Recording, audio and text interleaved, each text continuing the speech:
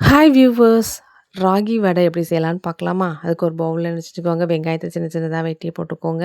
அதுக்கப்புறம் அது கூட சின்ன சின்னதா வெட்டின பச்சை மிளகாவ என்ன செஞ்சுக்கோங்க, ஆட் பண்ணிக்கோங்க. அதுக்கப்புறம் கருவேப்பிலைய என்ன செஞ்சுக்கோங்க, நல்லா குட்டி குட்டியா கட் பண்ணி போட்டுக்கோங்க. அப்புறம் தேவையான அளவுக்கு ராகி மாவு எடுத்துக்கோங்க. அதுக்கப்புறம் வச்சுக்கோங்க, உப்பு தண்ணி கரைச்சி வச்சிருக்கேன். அந்த தண்ணிய இது கூட ஆட் பண்ணி என்ன செய்யுங்க, நல்லா ராகி மாவ என்ன செய்யுங்க, நல்லா பெசஞ்சு எடுத்துக்கோங்க. வடை பதத்துக்கு எடுத்துக்கோங்க. அதுக்கப்புறம் என்ன செய்யுங்க, அடுப்புல ஒரு பொருளானட்டு வச்சு ஆயில் ஊற்றிருங்க. நல்லா ஹீட் ஆகட்டும். ஹீட் ஆனதுக்கப்புறம் அந்த ராகி மாவை எடுத்து வடையாட்டம் என்ன செய்யுங்க, தட்டி எண்ணெயில் போடுங்க. எண்ணெயில் போட்டு 2 பக்கமும் என்ன செய்யுங்க, வேக வச்சு திருப்பி என்ன செய்யுங்க, கோல்டன் ப்ரௌனிஷ் கலர் வர வரைக்கும் என்ன செய்யுங்க, நல்லா வேக வச்சுருங்க. வேக வச்சு அப்படியே என்ன செய்யுங்க, தனியாக எடுத்துருங்க. எடுத்துட்டிங்கன்னா சூப்பரான ராகி வடை ரெடி. வீட்டில் கண்டிப்பாக ட்ரை பண்ணி பாருங்கள். ட்ரை பண்ணி பார்த்துட்டு என்ன செய்யுங்க, கமெண்ட் பண்ணிடுங்க. அண்ட் ஷேர் பண்ணிடுங்க. சப்ஸ்கிரைப் பண்ணிடுங்க.